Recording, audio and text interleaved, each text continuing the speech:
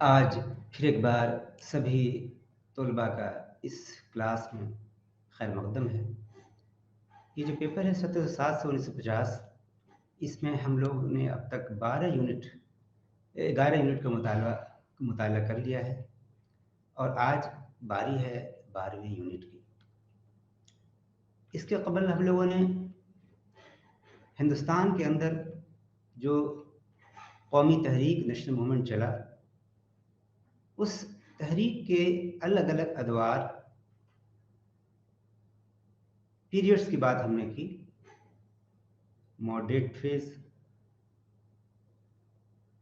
Extremist phase और Gandhian phase. और Gandhian phase में भी हमने देखा किस तरह से हिंदुस्तान में गांधी के आने से जो कौमी तहरीक है उसमें एक नई जान पड़ जाती है। और अब तक ये जो तहरीक थी, मूवमेंट, उससे अवाम को, मासेस का कोई ताल्लुक नहीं था, लेकिन इस तहरीक को गांधी ने अवाम से मुंसलिक कर दिया। यही वजह है कि ये कौमी तहरीक नेशनल मूवमेंट तरक्की पाती चली गई और गांधी की क़यादत में अदम ताउन तहरीक, non cooperation movement, civil disobedience movement, civil नाफरमानी तहरीक, क्विट इंडिया मूवमेंट, भारत छोड़ो तहरीक, इन सारी तहरीक का ये सारी तहरीकें चलती रहीं उनकी क़यादत में। और इन्हीं तहरीकों की बदौलत गांधी ने हिंदुस्तान को आज़ादी दिलाने में कामयाबी हासिल की। हिंदुस्तान 1947 में आज़ाद हो गया, लेकिन जो आज़ादी हमें मिली, क्या वाकई से आज़ादी? उस आज़ादी को हासिल करने में कितने दंश झेलने पड़े हमें। आज का जो चैप्टर है unit 12, communalism, genesis, growth and partition, फिरकावारियत, पैदाइश इसकी कैसे हुई और तरक्की और मुल्क की तकसीम। पूरा का पूरा लेक्चर जो है इसी यूनिट पर मरकूज है।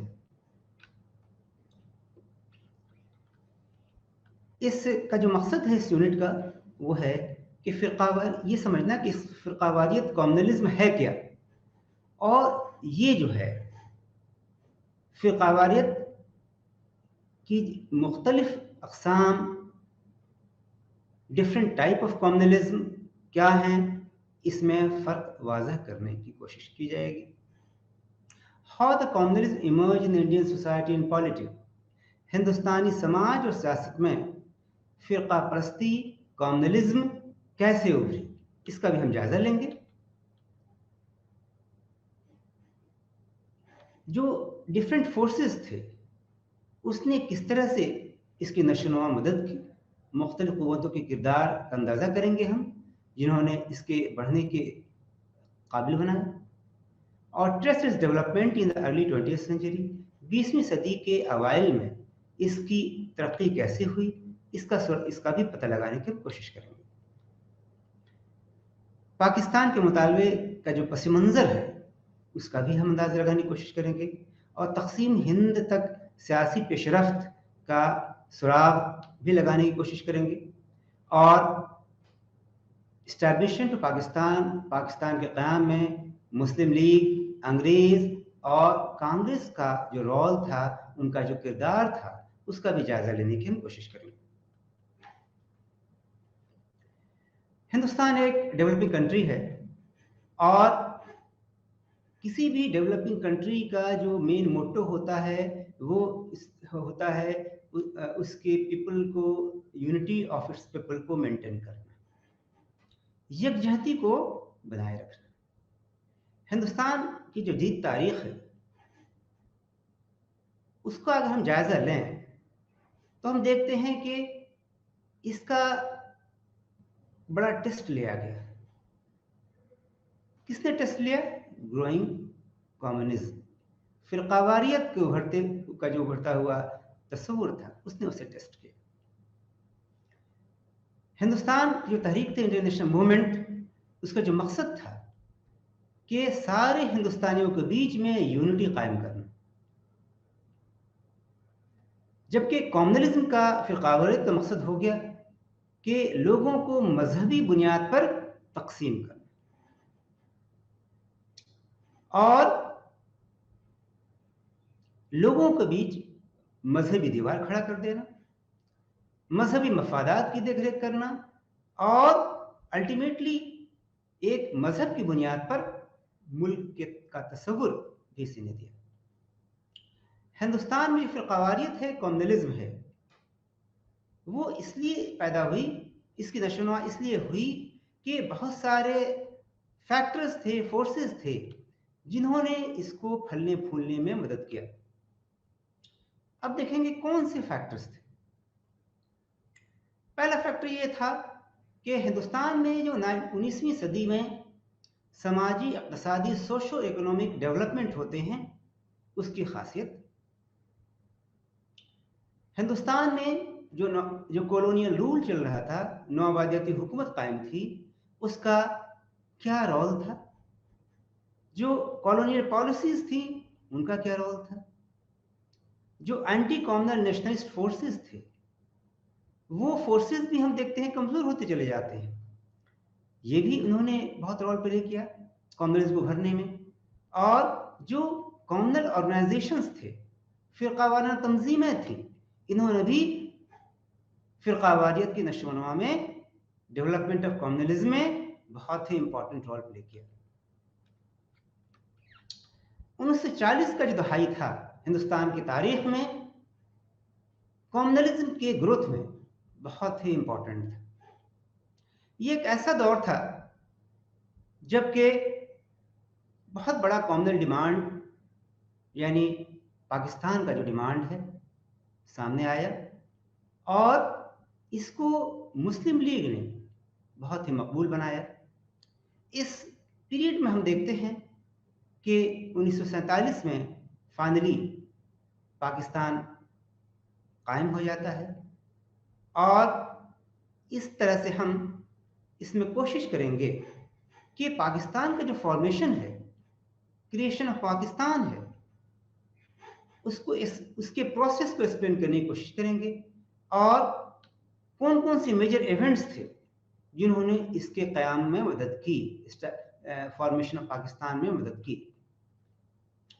लेकिन इन सब चीज़ों को जानने के पहले ये बात हमें जानना ज़रूरी है कि व्हाट इज़ कम्युनलिज्म, फिरकावारियत क्या है।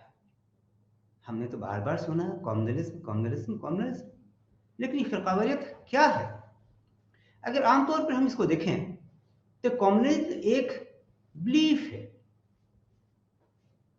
एक तस्वुर है कि जिन लोगों का कॉमन रिलीजन होगा, नतीजा के तौर पर उनका समाजी, सोशल, पॉलिटिकल, कल्चर और इकोनॉमिक इंटरेस्ट भी कॉमन मान होगा और उनकी आइडेंटिटीज भी कॉमन होंगी। दूसरे लफ्जों में अगर कहा जाए कि रिलीजन जो है, धर्म, मजहब, यही सोसाइटी की बुनियाद बनाएगा और सोसाइटी में समाज का जो बंटवारा है उसकी बुनियाद यही तय करेगा। और मजहब ही इंसान के जो दूसरे मफादात हैं, अदर इंटरेस्ट हैं, वही तय करेगा। तो इंसान जो है एक मल्टी फैसेटेड सोशल बीइंग है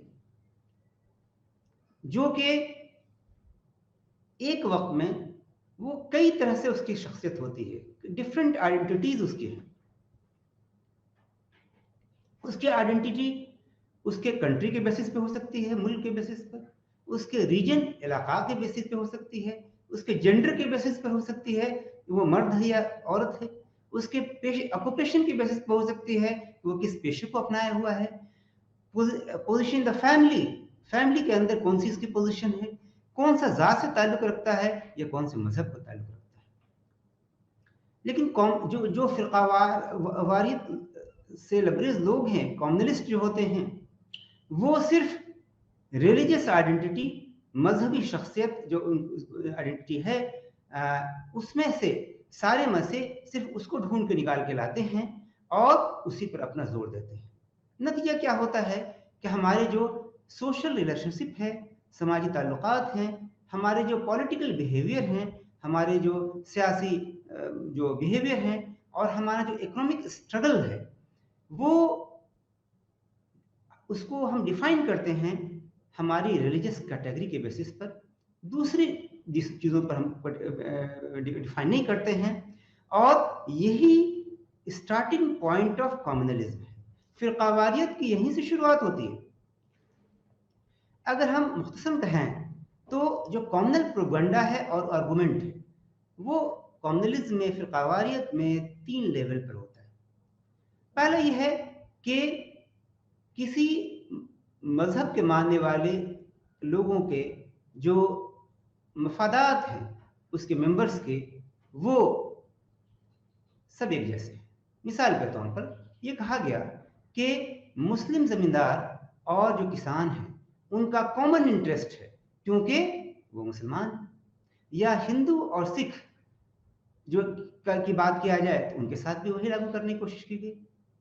दूसरा लेवल यह था कि interest of members of one religious community were different from members of unreligious community. यानी हमारे जो मफादात हैं एक मजहबी फिरका के, वो दूसरे मजहबी फिरका के मफादात से मुख्तलिफ। दूसरे लफ्जों में कहा जाए कि हिंदूज का जो इंटरेस्ट है वो मुसलमानों के इंटरेस्ट से अलग है, इस तरह मुसलमानों का इंटरेस्ट हिंदू के इंटरेस्ट से अलग है। तीसरा जो लेवल था वो ये था कि इंटरेस्ट तो डिफरेंट है, डिफरेंट ही नहीं है बल्कि कॉन्फ्लिक्टिंग भी है। दूसरे लफ्जों में कहा जाए कि हिंदू और मुस्लिम दोनों पीसफुल कोएग्जिस्टेंस के साथ नहीं रह सकते हैं, एक साथ गुजर बसर नहीं कर सकते हैं क्योंकि उनके मफादात में तजाद है, कॉन्फ्लिक्टिंग इंटरेस्ट। ये 3 लेवल हैं और इन्हीं 3 लेवल की बुनियाद पर फिरकावारियत कम्युनलिज्म का एजेंडा तय होता है। अब हम देखेंगे मिथ्स रिगार्डिंग कम्युनलिज्म। फिरकावारियत के हवाले से किस्सा क्या है, मिथ क्या है। कम्युनलिज्म एक वाइडली मिसअंडरस्टूड फेनोमेना है जिसकी वजह से क्या हो रहा है कि बहुत सारे मिथ्स, बहुत सारे किस्से उभर के सामने आ गए हैं। इसलिए जरूरी है कि कम्युनलिज्म क्या है उसको समझा जाए, और कम्युनलिज्म को समझने के लिए ये जरूरी है कि जो इससे मुताल्लिक जो मिथ हैं उसको ध्यान में रखा जाए। एक जो पॉपुलर नोशन ही है कि कम्युनलिज्म सिर्फ जो है is not merely religious into politics. ये सिर्फ सियासत में मजहब की मुदाखलत नहीं है या पॉलिटिक्स को डिफाइन किया जाए रिलीजियस टर्म्स में। दूसरे लफ्जों में कहा जाए कि religions entry into politics, politics में रिलीजन की जो एंट्री है इसका मतलब जरूरी नहीं है कि इससे कम्युनलिज्म फिरकावारियत पैदा होगी। मिसाल के तौर पर दो जो सेकुलर लीडर्स थे 20वीं सदी के, महात्मा गांधी और मौलाना अबुल कलाम आजाद, ये दोनों बहुत मजहबी थे, लेकिन उन्होंने अपने पॉलिटिक्स को रिलीजियस टर्म्स में डिफाइन नहीं किया। कम्युनलिज्म जो है is not the result of religious differences. दूसरे लफ्जों में कहा जाए कि रिलीजियस डिफरेंसेस जो होते हैं वो अपने आप में कम्युनलिज्म की रूह नहीं है। मिसाल के तौर पर रिलीजियस डिफरेंस हिंदू और मुस्लिम में तो इस मुल्क में सदियों से चले आ रहे हैं, लेकिन ये कॉमनल फॉर्म कब आया? ये तो जदीद दौर की उपज है। सही देखा जाए तो कॉमनलिज्म जो है ये रिलीजियस प्रॉब्लम है ही नहीं, मजहबी मामला है ही नहीं, मजहबी मसला है ही नहीं। कॉमनलिज्म जो है वो हमारे समाज का एक हिस्सा नहीं है जैसा कि अब तक हम समझते आए हैं। ये एक हैंगओवर है इंडिया के पास्ट का, हिंदुस्तान के माजी का सरदर्द है हमारा। ये प्रोडक्ट है सर्टेन पेकुलियर सर्कमस्टांसेस का, कुछ मखसूस हालात हैं उसकी पैदावार है, और बहुत सारे जो कॉम्बिनेशन फोर्सेस हैं उसकी पैदावार है। कम्युनलिज्म तो एक मॉडर्न फिनोमेना है, एक जदीद दौर की उपज है। Age modern age emergence of colonial rule, जिस तरह से कि नौआबादियाती हुकूमत कायम हुई, उसी तरह से कम्युनलिज्म में जदीद दौर की पैदावार है। और इसको एक्सप्लेन किया जाना चाहिए political economic development in modern period of Indian history के टर्म्स में। अब हम देखेंगे कि emergence and growth of communalism, फिरकावारियत का ज़हूर और तरक्की कैसे हुआ। कम्युनलिज्म का जेनेसिस जो है वो हिंदुस्तान में बरतानवी हुकूमत के सियासी इक़्तिदार कायम करने से जुड़ा जा सकता है। चूँकि बरतानवी हुकूमत का जो बरतानिया का जो सियासी इक़्तिदार हिंदुस्तान में कायम होता है, तो यहाँ की समाज, यहाँ का जो इकोनॉमी है, मईशत है हिंदुस्तान का, इस पर बहुत ज़्यादा असर पड़ता है। अब हम देखेंगे कि समाजी और इक़्तिसादी अवामिल फैक्टर्स क्या क्या थे। बरतानिया ने हिंदुस्तान पे कब्जा किया तो जो पावर स्ट्रक्चर था उसमें बहुत सारी तब्दीलियां आई और ये हिंदुस्तान के हर समाजी तबके तक ये फैला। जो ब्रिटिश कांग्रेस था, बरतानवी हुकूमत ने हिंदुस्तान पे अपनी फतह हासिल की, इससे हिंदुस्तान के जो अपर क्लास मुस्लिम थे, आला दर्जे के हिंदुस्तानी मुसलमान थे, उनका जवाल होता है। और ये खास के हमें ये चीज़ें बंगाल के अंदर जो कि मुसलमानों का गढ़ रहा है और इसका जो आला, वहाँ के जो आला तबके में मुसलमानों की पहुँच थी, तो वहाँ पर क्या हुआ कि एम्प्लॉयमेंट का जो सेमी मोनोपोली स्टेटस था वो ख़त्म हो जाता है। अपर पोस्ट में, ख़ास के आर्मी में, एडमिनिस्ट्रेशन में, जुडिशरी में, और धीरे धीरे उनको जो ज़मींदार के तबके से थे, जो एक ज़मींदार की हैसियत थी, लैंड होल्डर की हैसियत थी, उससे भी इन्हें दस्तबरदार होना पड़ता है। लेकिन इसके साथ ही साथ बरतानिया ने भी कुछ ऐसी पॉलिसी अपनाई अपने दौर हुकूमत में जिसने इसे फ़रोग़ दिया। कम्युनलिज्म हिंदुस्तान में अगर फ्लरिश हो पाया और बहुत ही इसका उरूज हुआ तो वो 1947 में था और हुआ, और ये ऐसा इसलिए मुमकिन हो पाया कि बरतानवी हुकूमत ने इसे सींचा, इसे फ़रोग़ दिया। बरतानवी हुकूमत ने कम्युनलिज्म, फ़िरकावारियत क्रिएट नहीं किया। कुछ समाजी, इक़्तिसादी, सोशो इकोनॉमिक और कल्चरल डिफरेंसेस थे जो हिंदुस्तान के अंदर सदियों से चले आ रहे थे। उसने क्या किया कि उसका फ़ायदा बरतानिया ने उठाया और अब उसके ज़रिए उसने अपने सियासी मकासद को पूरा करने की कोशिश की। इसी वजह से ब्रिटिश पॉलिसी जो थी, डिवाइड एंड रूल, फूट डालो हुकूमत करो, हिंदुस्तान में कामयाब हो पाए। इसलिए कि हमारे सोसाइटी जो internal social, economic, culture, political condition है हमारी सोसाइटी का, वो इसको मदद करता है। और ये जो हालात मुल्क के थे ये ऐसे थे जिसमें कि कम्युनलिज्म, फ़िरकावारियत बढ़ सकता था, ग्रो कर सकता था policy of divide and rule के ज़रिए। और दो मेन ऑब्जेक्टिव थे गवर्नमेंट के पास 1857 की बगावत जो हुई उसके बाद। पहला जो ऑब्जेक्टिव था तो वो ये था कि हिंदुस्तानी समाज में दोस्त पैदा करना और हिंदुस्तान के एक तबके को पैट्रोनेज देना ताकि उस पर अपना इन्फ्लुएंस कायम कर सकें, उस पर अपना कंट्रोल कायम कर सकें और हिंदुस्तानी समाज के अंदर अपनी बुनियाद, अपनी जड़ों को मजबूत कर सकें। दूसरा जो था वो था कि हिंदुस्तानियों के बीच में जो यूनिटी है, यकजहती जो है, उसको ख़त्म करना। अगर हिंदुस्तान के लोग यकजा होंगे, उनके अंदर यूनिटी रहेगी किसी एक आइडियोलॉजी के इन्फ्लुएंस के चलते, तो बरतानवी हुकूमत को ख़तरा पैदा नहीं कर सकते थे। इसलिए कॉमनल आइडियोलॉजी थी, फ़िरका वाराना जो इज़हार ख्याल था, जो फ़लसफ़ा था, इसका इस्तेमाल करना था, इसको फ़रोग़ देना था और ये दिखाना था कि हिंदुस्तानी लोग एक नहीं। और ऐसा इन्होंने 20वीं सदी में बहुत कामयाबी के साथ किया, जबकि कॉमनल डिमांड रखा गया और जो ऑर्गेनाइजेशन तंजीमें थीं, उन तंजीमों ने इसको फ़रोग़ दिया और नेशनलिस्ट डिमांड आइडियोलॉजी ऑर्गेनाइजेशन था, इसको बहुत बड़ा धक्का पहुंचा। दूसरी तरफ हम देखते हैं कि जितनी भी कोशिश की गई कि मुसलमानों को कांग्रेस से अलग किया जाए, इसमें वो कामयाब रहे। और कांग्रेस का जो क्लेम था आज़ादी का, उसको इस ग्राउंड पर रिजेक्ट किया गया कि कांग्रेस मुसलमानों की हिमायती नहीं है, वो उसकी क़यादत नहीं करती है।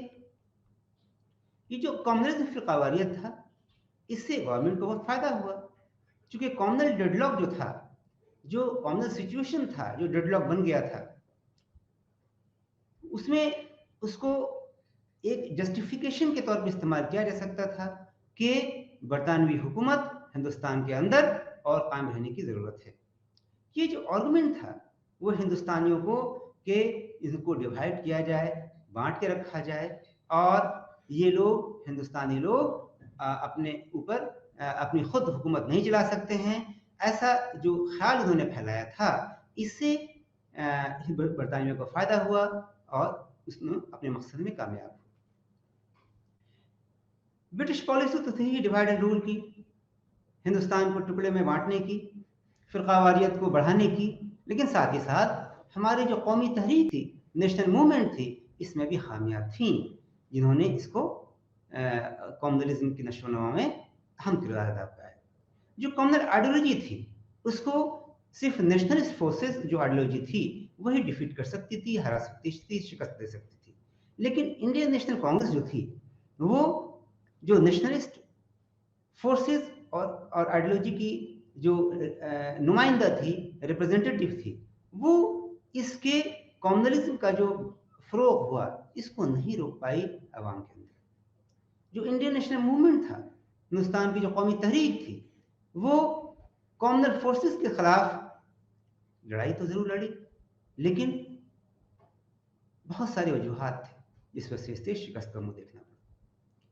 कांग्रेस समझ नहीं पाई कि कम्युनलिज्म का, फिरकावारियत का किरदार क्या है, उसका नेचर क्या है। नतीजा क्या हुआ कि कांग्रेस का कोई सेंट्रल स्ट्रेटजी नहीं थी, मरकजी स्ट्रेटजी नहीं थी कि किस तरह से फिरकावारियत कम्युनलिज्म को रोका जाए। कुछ हिंदू रिवाइवलिस्ट टेंडेंसीज भी हुई जो कि नेशनल मूवमेंट में, कौमी तहरीक में आ जाती हैं, और हिंदू मुसलमान को कौमी तहरीक से जोड़ने की जो कोशिश थी, उससे एक बहुत बड़ा धक्का लगता है। कुछ रिलीजियस सिंबल्स थे, जैसे रामायण का बार बार जिक्र करना, कुछ हिंदू ऑर्गेनाइजेशंस के जरिए, वो एक बैरियर था मुसलमानों को कौमी तहरीक से जोड़ने में। ये प्रॉब्लम बहुत कॉम्प्लेक्स भी था, ये बहुत मुश्किल था कि कॉमनल प्रॉब्लम को सॉल्व किया जाए, खास करके जब कि ब्रिटिश एटीट्यूड जो था गवर्नमेंट का, वो बिल्कुल ही डिफरेंट था। वो चाहते थे कि ये मुद्दा बराबर बना रहे, ताकि अपनी हम सियासी रोटी सेकते रहे। ब्रिटिश गवर्नमेंट ने हर मुमकिन कोशिश की कि जो अलग अलग सियासी ग्रुप हैं, पॉलिटिकल ग्रुप्स हैं, उनके बीच में कोई समझौता ना हो। कांग्रेस ने मुस्लिम्स को जो कुछ भी ऑफर किया, गवर्नमेंट उससे ज्यादा एक कदम आगे बढ़ के ऑफर करती थी, और जो कुछ कांग्रेस की कोशिश होती थी उसे नाकाम कर देती थी। 1905 में बंगाल का पार्टीशन होता है, इसका मुताला आप कर चुके हैं। वो एक एडमिनिस्ट्रेटिव मेजर्स के तौर पर शुरू किया गया था, ढांचा जाति सहूलत के तौर पर किया गया था, लेकिन धीरे धीरे ये सरकार के लिए एक पॉलिटिकल एडवांटेज बन जाता है, और बंगाल का जो हिंदू मेजॉरिटी एरिया है, मुस्लिम मेजॉरिटी एरिया है, इसको बांटने की कोशिश की जाती है। और ब्रिटिश की कोशिश थी कि बंगाल में जो नेशनलिज्म है, कौमी तहरीक चल रही है, उसको कैसे कमजोर किया जाए और मुस्लिम ब्लॉक को कैसे उसके खिलाफ उभारा जाए। जैसा कि लॉर्ड कर्जन खुद ही कहते हैं, the partition would invest the Muslims of East Bengal with a unity which they had not enjoyed since the days of old Musliman viceroys and kings। उनका यह स्टेटमेंट बहुत जाहिर कर देता है कि जो बंगाल का पार्टीशन था, वो मुसलमानों को पूर्वी बंगाल में एक ऐसा यूनिटी देगा जो कि पुराने लोग राजा महाराजाओं के वक्त से अब तक वो एंजॉय नहीं कर पाए। ये साफ वाज़ह मकसद ब्रिटिश हुकूमत के झलकता है, किस तरह से वो कम्युनिज्म को बढ़ावा देने की कोशिश कर रहे थे। जो बंगाल की तकसीम होती है और बाद में स्वदेशी आंदोलन तहरीक होती है, स्वदेशी मूवमेंट चलता है, उसके बाद ऑल इंडिया मुस्लिम लीग का क़याम होता है, formation of Indian Muslim league 1906 के आखिरी दौर में, और जिसको ऑफिशियल पैटर्नेज ब्रिटिश गवर्नमेंट देती है। इस शुरू के दौर में इस जो ये कायम होता है इंडियन मुस्लिम लीग, उससे सिर्फ अपर क्लास मुस्लिम जुड़ते हैं, जिससे आगा खां थे, नवाब ऑफ ढाका थे, नवाब मुस्लिम मुल्क थे। ये कोशिश थी कि नौजवान मुस्लिम तबका जो है, जो कि कौमी तहरीक में कांग्रेस के साथ जुड़ रहा था, उनको रोकना था और इस तरह से नेशनलिस्ट फोल्ड में जाने से उनको उनके कदम पर बेड़ियां डालना था। मुस्लिम लीग के क़याम का जो मकसद था वो एक था, एक प्योरली लॉयलिस्ट बॉडी बनाना, एक वफादार हुकूमत की वफादार एक बॉडी बनना था, और इसका जो काम था वो सरकार को देखना था कि look up the government for fair and patronage, सरकार से अपना मुराद हासिल करना था, उसको पैटर्नेज लेना था। हम देखते हैं कि मुस्लिम सेपरेटिज्म जो था, अलहदगी पसंदी थी, मुस्लिम अलहदगी पसंदी, उसकी नशोनुमा किस तरह होती है।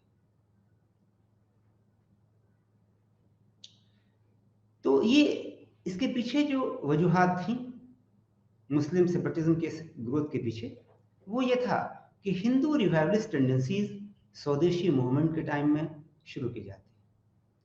बहुत सारे जो प्रोग्राम्स हुए उसमें हिंदू अनासिर वाज़ह नजर आते हैं।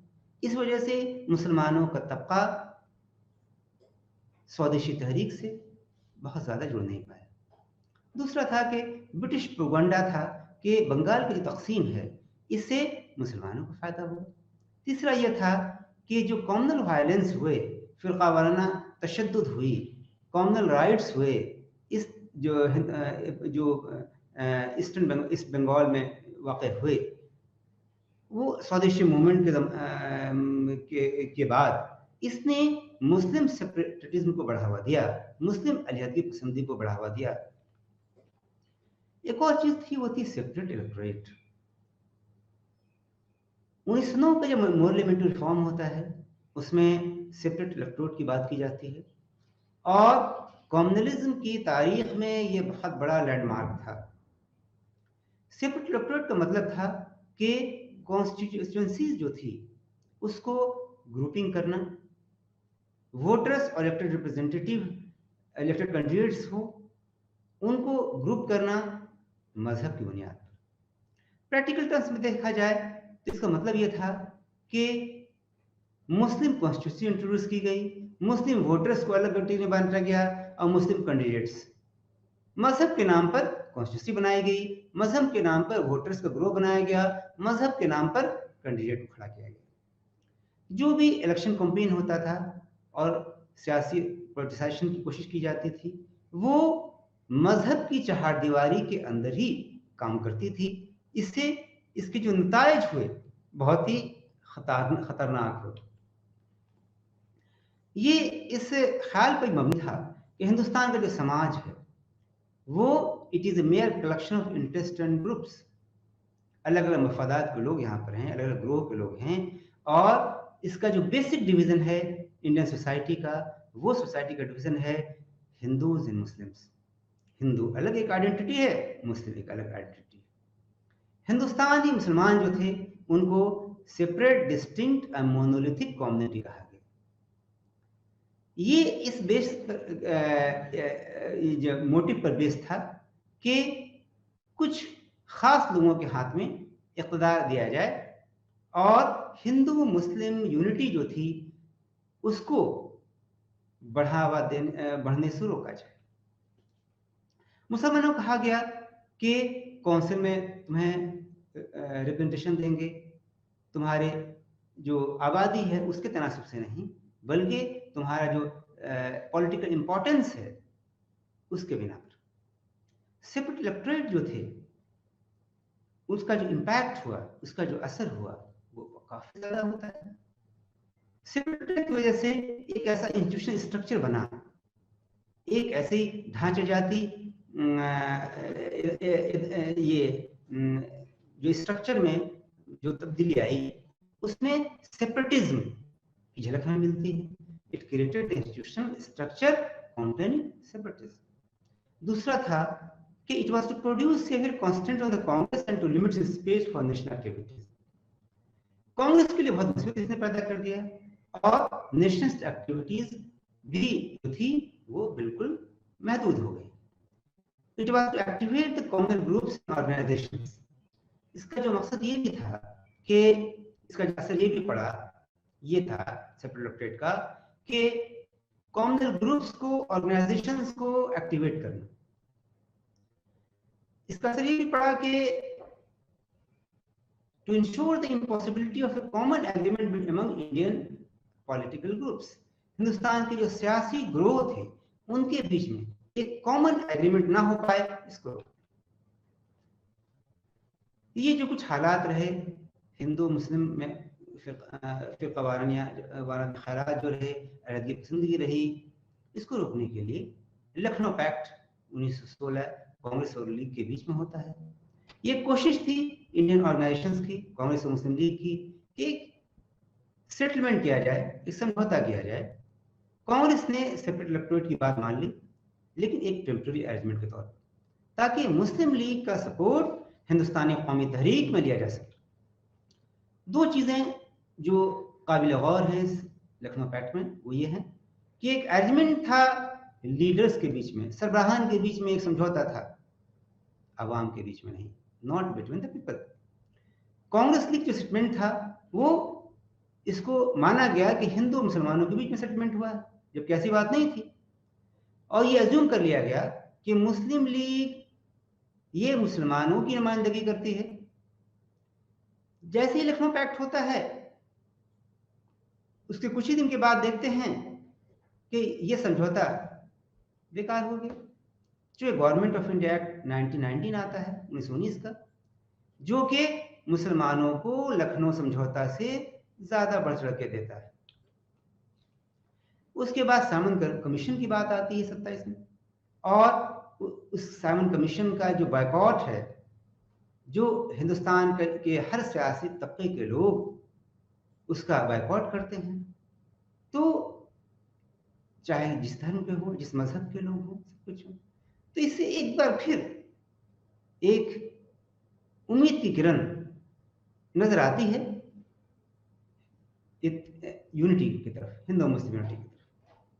मुस्लिम लीग का जो तबका था वो जिन्ना की क़यादत में, वो कोशिश करता है कि सेपरेट इलेक्टोरेट हम छोड़ देंगे अगर ज्वाइंट इलेक्टोरेट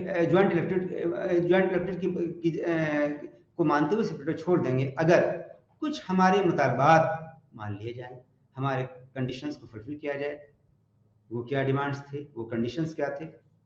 पर यह था कि मुसलमानों को सेंट्रल लेजिस्लेचर में 1/3 नुमाइंदगी दी जाए, 1/3 representation for the Muslims in the central legislature. दूसरा कहा गया separation of Sindh from Bombay, separate province. Bombay को, सिंध को बॉम्बे से एक अलहद, एक सेपरेट सूबा बना दिया जाए। और लीग ने रखा कंडीशन कि नॉर्थ वेस्ट फ्रंटियर प्रोविंस जो था उसमें इस्लाहत की जाए। उसने ये भी डिमांड रखा कि लेजिस्लेटिव काउंसिल में मुस्लिम रिप्रेजेंटेशन जो भी होगा वो पंजाब और बंगाल में जो उनकी आबादी का प्रोपोर्शन है, उनका तनासुब है, उस लिहाज से किया जाए। ये जो भी डिमांड्स थे कांग्रेस ने मान ली, जिससे कि एक यूनिटी का दरवाजा खुलता हुआ नजर आता है। लेकिन हिंदू महासभा, और जो कि ऑल पार्टीज कॉन्फ्रेंस 1928 में 1928 में ऑल पार्टीज कॉन्फ्रेंस होती है, उसमें हिंदू महासभा इस बात को, कांग्रेस के इस रुख को नकार देता है और इसको रिजेक्ट कर देता है। ऐसा होने से मामला बड़ा उलझ जाता है। तब लीग और महासभा दोनों के जो मफादात हैं बिल्कुल अलग हो जाते हैं, और जो एक कोशिश की गई थी हिंदू मुस्लिम यूनिटी की, वो इससे फिर झटका लगता है। ऑल पार्टीज कॉन्फ्रेंस 12 फरवरी 1928 में दिल्ली में हुई थी, जिसमें 29 ऑर्गेनाइजेशंस के लोग थे। चूंकि साइमन कमीशन अपॉइंट हुआ था, और साइमन कमीशन के जो रिपोर्ट थी उसके रिस्पांस में ये पार्टीज कॉन्फ्रेंस बुलाया गया था। तो इससे ऑल पार्टी कॉन्फ्रेंस ने एक कमेटी बनाई जिसको मोतीलाल नेहरू इसके चेयरमैन थे। इसका जो मकसद था वो ये था to consider and determine the principle of the constitution for India, Hindustan के लिए आइन बनाने के लिए उसूल और जवाबत बनाना। नेहरू रिपोर्ट जो थी उसने जो की रिकमेंडेशंस दिए, अहम जो रिकमेंडेशंस उसके थे, सिफारिशात उसमें थी कि इंडिया को डोमिनियन स्टेटस दिया जाए with parliamentary form of government, और उसका कैसा हो, पार्लियामेंट्री फॉर्म ऑफ गवर्नमेंट होना चाहिए। बाइकैमरल लेजिस्लेचर हो, यानी जो सदन होगा, लेजिस्लेचर होगा, उसके दो पार्ट होंगे, एक सेनेट होगा, दूसरा हाउस ऑफ रिप्रेजेंटेटिव होगा। जो सेनेट होगा उसमें 200 मेंबर्स होंगे, इलेक्टेड चुने हुए होंगे, 7 साल की मुद्दत के लिए चुने जाएंगे। जबकि हाउस ऑफ रिप्रेजेंटेटिव होगा उसमें 500 इलेक्टेड मेंबर्स होंगे, जिनको 5 साल के लिए इलेक्ट किया जाएगा। गवर्नर जनरल भी है जो होगा, वो एग्जीक्यूटिव काउंसिल के मशवरे पर काम करेगा, और ये जो सरकार होगी वो collectively responsible to parliament, parliament के लिए रिस्पॉन्सिबल होगी, जवाबदेही होगी। Federal form of government Hindustan में होगा, और बकिया जो अख्तियारात हैं वो मरकज के पास रहेंगे, सेंटर के पास। कोई सेपरेट इलेक्टोरेट माइनॉरिटीज अकलियत का नहीं होगा, क्योंकि इससे जो कॉमनल सेंटिमेंट्स हैं, फिरकावानी जो सेंटिमेंट्स हैं वो बढ़ते हैं, इसलिए इसको खत्म करने की बात की गई और ज्वाइंट इलेक्टोरेट को कायम करने की बात की गई। इसमें यह भी कहा गया कि पंजाब और बंगाल में कोई रिजर्व सीट नहीं होगी। रिजर्वेशन मुस्लिम सीट जो होगा वो पॉसिबल होगा सिर्फ प्रोविंसेस में, जहां के मुस्लिम पॉपुलेशन भी जो होगा कम से कम 10%। जुडिशरी को एग्जीक्यूटिव से अलग रखा जाए, इंतजाम अदलिया को इंतजामिया से अलग रखने की बात भी कही गई। सेंटर में मुस्लिम रिप्रेजेंटेशन होगा, सिंध को बॉम्बे से अलग कर दिया जाएगा। इस बात का कुल मलहूज रखते हुए, सोचते हुए कि ये फाइनेंशियली सेल्फ सफिशिएंट भी हो। जो नेहरू रिपोर्ट में जो बातें कही गई, इसके वाज़ह असरात हुए, गहरे असरात हुए, सिग्निफिकेंट इम्पैक्ट। जिन्ना इससे बिल्कुल अलग हो जाते हैं, और पार्टी में वेज विद द कांग्रेस कहते हैं, कांग्रेस और हमारे बीच एक रास्ता अलग हो गया हो। और फिर जो सेपरेट इलेक्टोरेट की बात थी उस पर वापस मुड़ जाते हैं, और अपनी 14 निकाती डिमांड्स, फेमस 14 पॉइंट डिमांड्स, जिसमें कि सेपरेट इलेक्टोरेट की बात थी, रिजर्वेशन ऑफ सीट्स सेंटर में बात थी, प्रोविंसेस में बात थी, जॉब रिजर्वेशन की बात थी, मुसलमानों की नए मुस्लिम मेजॉरिटी प्रोविंस के क्रिएशन की बात थी, ये सारी बात थी। तो इन्होंने क्या किया कि इन्होंने 14 पॉइंट्स डिमांड रखे, वो कॉमनल डिमांड्स का एक टेक्स्ट बन गया, ये एक बुनियाद बन गया, और उसी के इर्द गिर्द आगे कॉमनल पॉलिटिक्स घूमती चली गई।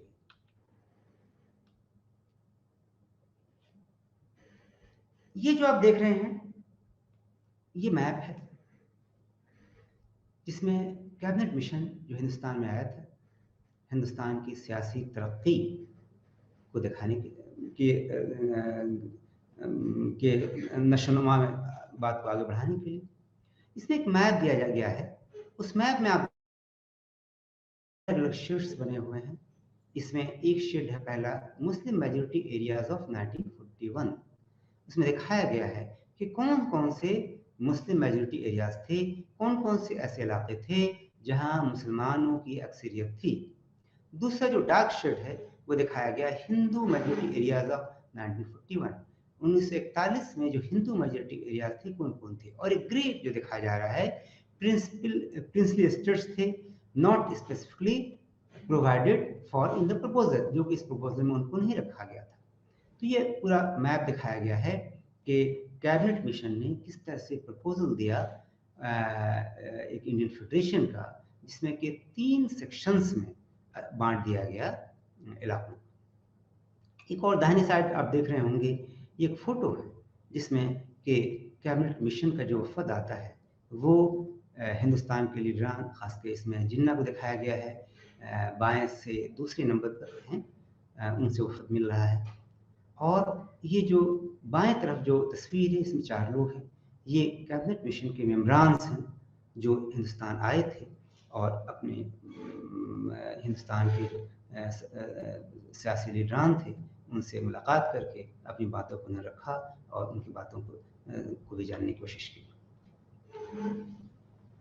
ये जो तस्वीरें हैं, इन तस्वीरों में हिंदुस्तान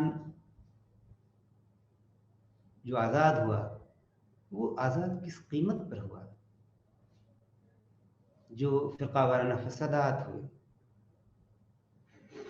उसकी हौलनाकी क्या थी, इसको दिखाने की कोशिश की गई। पहली तस्वीर है उसमें महात्मा गांधी फसाद ज़दा इलाके के दौरे पर निकले हैं।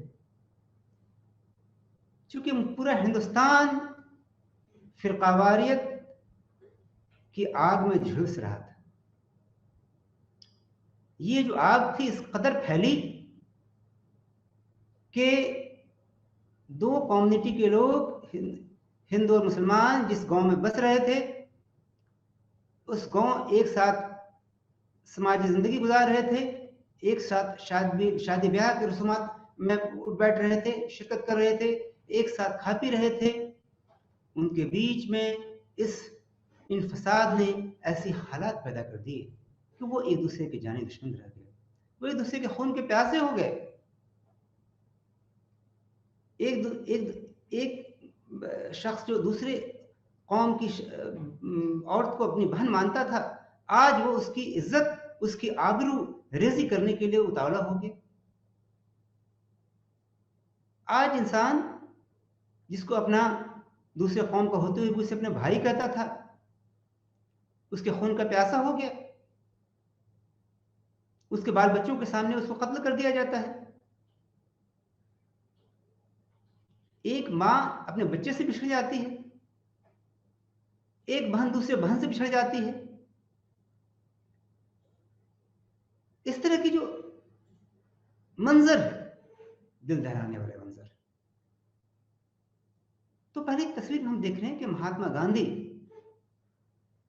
जब मुल्क में बड़े पैमाने पर फसादात होते हैं तो इन फसादज़दा गांवों में गांधी किस तरह से घूमते हैं, अमन अमान कायम करने के लिए अमन का संदेश लेके जाते हैं। वो लोगों से अपील करते हैं कि भाई अब ये हिंदुस्तान जो गंगा जमनी तहजीब का गहवारा रहा है, उस तहजीब को क्या हो गया है, क्यों फिरकावारियत इस तरह उभर के सामने आ गई है कि अपनी जो जमाने से सदियों से जो भाईचारे थे हिंदुस्तान के अंदर, वो रिश्ते पामाल होते जा रहे हैं, इंसानियत मरती नजर आ रही है। वो समझाने के लिए निकलते हैं। दूसरी तस्वीर जो बाएं तरफ है, इसमें गांव के लोग गांव के बाहर खड़े होकर के गांधी के आने का इंतजार कर रहे हैं। वो मसीहा आएगा, कुछ संदेश लाएगा हमारे लिए। उम्मीद की किरण उन्हें भी थी। सभी लोगों में मजहबी तासुब नहीं था, सब लोगों के अंदर फिरकावाना जज्बात नहीं थे। ऐसे भी लोग थे जो 2 कौमों के बीच इस आग को बुझाना चाहते थे। बाईं तरफ जो तस्वीर है, इसमें महात्मा गांधी जब फजाज़दा इलाके का दौरा करने पहुंचते हैं ट्रेन से, तो ट्रेन के डिब्बों पे चढ़ करके गांधी के दीदार के लिए लोग बेताब हैं कि वो मसीहा आए और इस आग को शांत करे, इस आग को बुझाए।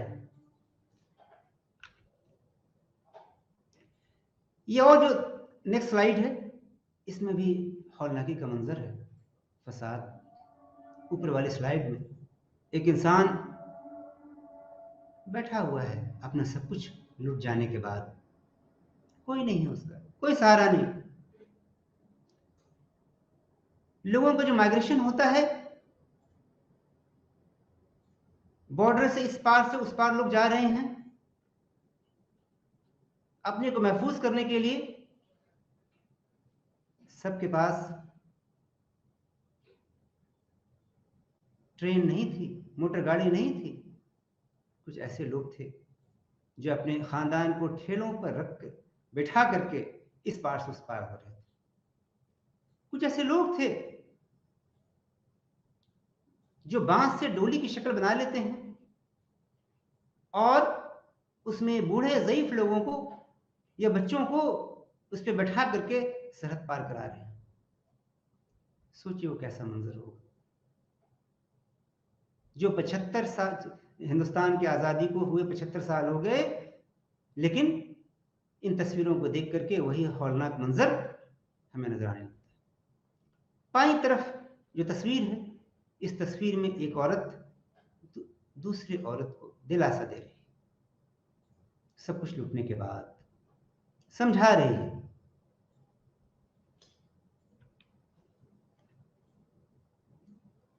इसमें जो तस्वीर है, इसमें सबसे ऊपर में दाहिनी तरफ की तस्वीर है, इसमें मुल्क की तकसीम के साथ किस तरह से लोग ट्रेन पर चढ़ करके, ट्रेन में जगह नहीं थी, लोग ट्रेन की छतों पे सफर कर रहे हैं, बॉर्डर के इस पार से उस पार जा रहे हैं, हिंदुस्तान से पाकिस्तान जा रहे हैं, पाकिस्तान से हिंदुस्तान आ रहे हैं। उसके बगल में जो तस्वीर है ऊपर में, इसमें लोग अपने सरों पर सामान को लाद करके, बच्चों को लाद करके, ज़ईफों को लाद करके पैदल ही सफर तय कर रहे हैं। कुछ लोग बैलगाड़ियों का सहारा ले रहे हैं, कुछ लोग और किसी और का सहारा लेते हैं। सबसे नीचे में दाहिनी तरफ जो तस्वीर है, ये बलवाइयों की तस्वीर है कि वो लाठी, डंडे, तलवार, भाले से किस तरह से लैस होकर के अपने भाइयों का खून चूसने के लिए बेताब है, उनका कत्ल करने के लिए बेताब है, उन भाइयों का जिसके साथ वो बैठ करके समाजी मसाइल की बात करते थे, किस तरह से वो उनके शादी ब्याह में शामिल होते थे, किस तरह से पंचायत में साथ बैठते थे और गांव में जो मसला आता था उसको हल करते थे। तो ये हौलनाक मंजर इंसान के रूह को कपा देता है। ये मंजर दिखाता है कि किस तरह से आजादी तो हमें मिली, एक लंबी जद्दोजहद, बहुत लंबी जद्दोजहद। इस आजादी की लड़ाई में हमने कितनी जानें कुर्बान की, हमने हमारे अपने कितने बिछड़ गए। गैर मुस्लिमों के शाना बशाना हिंदुस्तानियों ने भी मुसलमानों ने भी इस जंग आज़ादी में लड़ाई लड़ी। तारीख के औराक उनके नामों से भरे पड़े।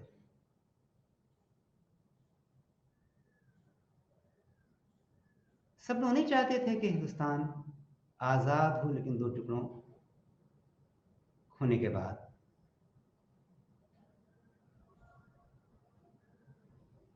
मौलाना आज़ाद खान अब्दुल गफ्फार खां थे, सरहदी गांधी से कहते हैं, और भी कई लोग थे जो नेशनलिस्ट लीडर्स थे, हिंदुस्तान के रहनुमा थे। जब हिंदुस्तान के लोग, खासकर मुसलमान, यहाँ से हिजरत करके, माइग्रेट करके पाकिस्तान जा रहे थे, तो यही वो शख्स था मौलाना अबुल कलाम आज़ाद, जो जामा मस्जिद की सीढ़ियों पे खड़ा होकर के मुसलमान को रोकता है कि तुम क्या कर रहे हो, ये तुम्हारी जमीन है, इसमें सदियों से तुम रहते आए हो,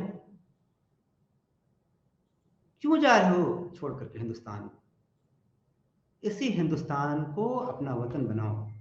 इस मुल्क की कुर्बानी में तुमने शाना अपनी कुर्बान, इस मुल्क को आज़ाद कराने में तुमने कुर्बानियां दी, तुमने अपने खून बहाए, तुम्हारे असलाफों ने खून बहाए।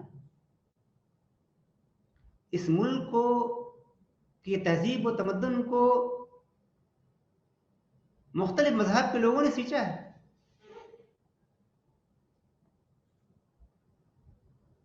चाहे वो हिंदू हो, चाहे जैन हो, चाहे बौद्ध हो, चाहे इस्लाम मजहब हो, सिख मजहब हो, ये गंगा जमनी तहजीब का गहवारा रहा है हिंदुस्तान। और सभी ने मजहब ने मिल करके हिंदुस्तान की तहजीब व तमद्दुन को इतना ताबनाक बनाया कि आज भी इसके सुनहरे अल्फाज में इसकी तारीख लिखी गई।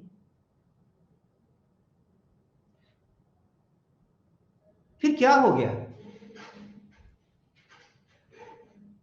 पूरा का पूरा मुल्क जल रहा था, आग लगी हुई थी, बंगाल से लेकर के पंजाब तक, लाहौर तक, अमृतसर, लाहौर,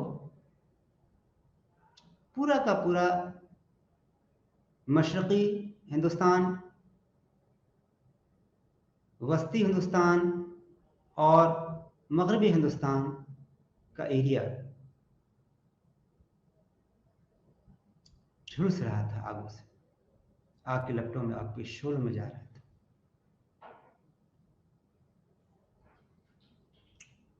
इससे जो हालात पैदा हुए, ये हालात बहुत भयावह हुए।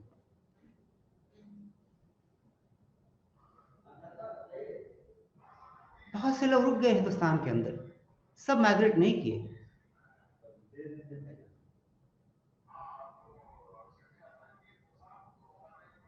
बहुत लोगों ने हिंदुस्तान को ही अपना बसेरा बनाया, हिंदुस्तान को ही अपना घर बनाया, और हिंदुस्तान में जो जमहूरी निज़ाम कायम हुआ, उस निज़ाम को कायम करने में सबका रोल रहा। यही वजह है कि हिंदुस्तान इतने सारे होलोकॉस्ट होने के बाद, इतनी सारी फिरकावारियत के बाद भी हिंदुस्तान के अवाम जो है, चाहे वो हिंदू हों, चाहे मुसलमान हों, जो भी हो, वो एक मजबूत मुल्क देखना चाहते हैं। ऐसा मुल्क जिसमें सभी मजहब के लोगों को फलने फूलने का मौका मिले, ऐसा मुल्क जिसमें सभी की इज्जत हो, ऐसा मुल्क जिसमें मजहब के नाम पर जो खिलवाड़ किया गया, मजहब के नाम पर जो राजनीतिक, जो सियासी रोटियां सेकने की कोशिश की गई, उस से निजात पाया जाए, ये कोशिश बहुत रही। जो नेशनलिस्ट माइंड के लोग थे, दोनों कम्युनिटीज़ में, चाहे वो हिंदू हों या मुस्लिम हों, बराबर ये कोशिश रही कि मुल्क बट गया, लेकिन अब जो फिरकावारियत का जो अंसर है, वो आज के हमारे ज़माने पे उसके असरात न डाले। इसलिए कि ये फिरकावारियत का जहर इतना गहरा है कि वो समाज को चैन से जीने नहीं देगी। समाज के अंदर मजहब के नाम पर जिस तरह से वक्तन फ़ौक्तन लड़ाइयाँ लड़ी जा रही हैं, जिस तरह से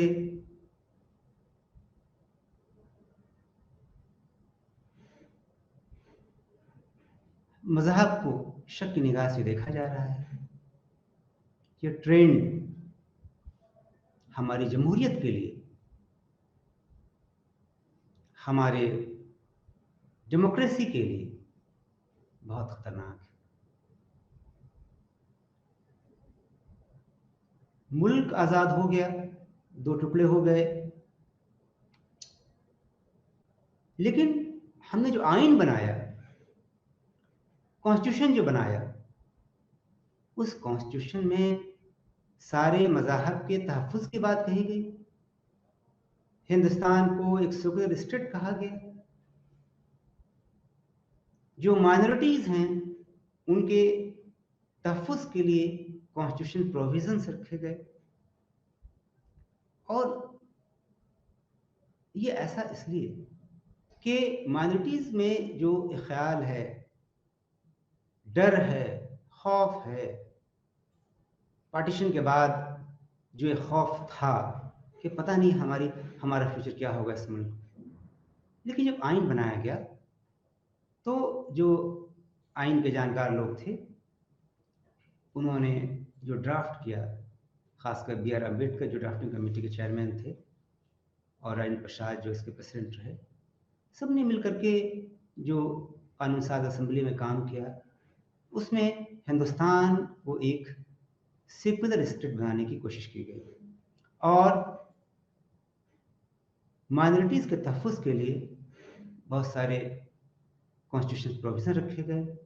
हिंदुस्तान में कोई मज़हब नहीं होगा, ये भी बात कही गई। ये सारी बातें जो हिंदुस्तान के सिलसिले में हैं, आज़ादी हुए, मुल्क को आज़ाद हुए 75 साल हो गए, मुल्क के बंटवारे को भी 75 साल हो गए, लेकिन फ़िरक़ावारियत का जो उन्सुर है वक्तन फ़ौक्तन अपना सर उठाए रखता है।